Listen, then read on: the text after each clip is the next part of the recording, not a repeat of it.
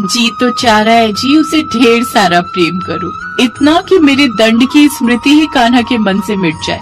पर अभी दुलार दिखाने लगी ना तो फिर मेरे दंड का कुछ प्रभाव ही नहीं होगा उस पर। ठीक कह रही हूँ ना जी? हाँ यशोदा, तुम बिल्कुल ठीक कह रही हो। लेकिन माँ का दिल है ना, जब तक उसे ढेर सारा स्नेह ना कर लूं मानेगा भी तो नहीं। मैं ना चुपचाप उसे ये मेवे का लड्डू और दूध देकर लौट आऊंगी और उससे बिल्कुल भी बात नहीं करूंगी, देखना तुम। अच्छा तुम यही रुको, मैं अभी आती हूँ, आकर आपको भोजन परोसती हूँ। इतना कहकर मैया यशोदा कान्हा के पास आंगन में चली जाती है। पर वो मेवे के लड्डू और दूध तो इसने मेरे लिए बनाए थे। मैया तो सुबह बहुत नाराज थीं। गोपियों द्वारा लाए गए मेरे उल्हानों से बहुत भूख भी लगी है, न जाने मैया कुछ देगी भी या नहीं।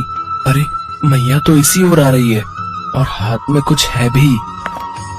ये ले कान्हा, ये मेवे के लड्डू है, इन्हें खा ले और ये दूध भी पी ले। तुझे बहुत भूख लगी होगी ना। अब अच्छा ठहर, मैं ही खिला देती हूँ। इधर आ मेरे लल्ला, मेरा राज दुलारा, मेरा कान्हा।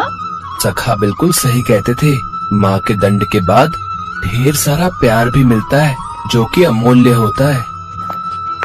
अभी तो कह रही थी मैं बिल्कुल भी दुलार नहीं करूंगी, बात नहीं करूंगी, लेकिन अब देखो कैसे ममता उमड़ रही है अपने लाल पर। वाह भाई, सचमुच माँ ममता का साक्षात स्वरूप होती है। तभी वहाँ कान्हा का सखा सुदामा आता है। कान्हा शीघ्र चल, बहुत ही रोचक खेल ढूंढा है बलराम ने। चिंता मत कर मेरे लल्ला, तेरी मैया है ना, मैं तुझे अपनी गोद में लेकर जाऊंगी खेल के मैदान पर। लेकिन ताई, आप कहाँ चली हमारे साथ? खेलने चल लल्ला। यशोदा कान्हा को अपनी गोद में उठाकर चल पड़ती है। ये मेरा आंचल, इससे अच्छे से अपना सर ढक ले कान्हा, कहीं तुझे धूप न लग जाए। कुछ ही देर में वो खेल के मैदान में पहुंच जाते हैं। अरे कान्हा, तुझे चोट लग गई क्या? नहीं तो फिर ताई जी ने तुझे गोद में क्यों उठाया है? अरे मेरा कान्हा अभी छोटा है, नन्हा सा है, इतनी धूप में पैदल चलकर आएगा तो थक न जाएगा। अरे बलराम, सुदामा, तुम दोनों की बातें सुनकर तो लगा था कि कान्हा वीर और साहसी है, लेकिन इसे देखो, ये तो अपनी मैया की गोद में बैठा है। मैया, मुझे नीचे उतारो ना, देखो तो सब हमारा उपहास कर रहे हैं, अब तो नीचे उतार दो। अच्छा ये ले बाबा। अच्छा बताओ सखा, अब कौन सा नया खेल खेलना है हमें आज? बताता हूँ।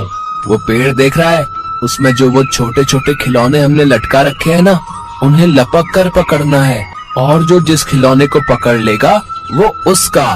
फिर तो मैं अभी इस मोर के खिलौने को लपक कर पकड़ लूंगा, ये तो मेरा प्रिय है। रुक जा कान्हा, भला तू क्यों कष्ट करेगा उछलने का, तेरी मैया है ना। फिर यशोदा मैया कान्हा को अपनी गोद में उठाकर पेड़ के पास ले जाती हैं और पल में ही कान्हा वो मोड़ तोड़ लेता है। तभी वहाँ खड़े बच्चे चिल्ला पड़ते हैं, ताई जी ये गलत है। हाँ ये गलत है। अरे इसमें क्या अनुचित है? हाँ बोलो, इसमें क्या अनुचित है? मेरी मैया मुझे बेहद प्यार करती है, अगर उन्होंने मेरी मदद कर दी तो इसमें क्या अनुचित है? तभी वहाँ नंद बाबा भी आ जाते हैं। बच्चे बिल्कुल सच कह रहे हैं यशोदा, तुम्हें क्या लगता है अगर तुम कान्हा को भरपूर प्रेम ना दे पाई तो क्या ये तुमसे दूर चला जाएगा? नहीं यशोदा, तुम अच्छे से जानती हो ना कि अति किसी भी वस्तु की क्यों ना हो सदैव बुरी ही होती है। इसी तरह तुम्हारा ये कान्हा के लिए अति प्रेम तुम्हारे दंड से ज्यादा घातक हो सकता है। हमारे कान्हा के सहज विकास में वो बाधा बन सकता है। क्या तुम ऐसा चाहती हो?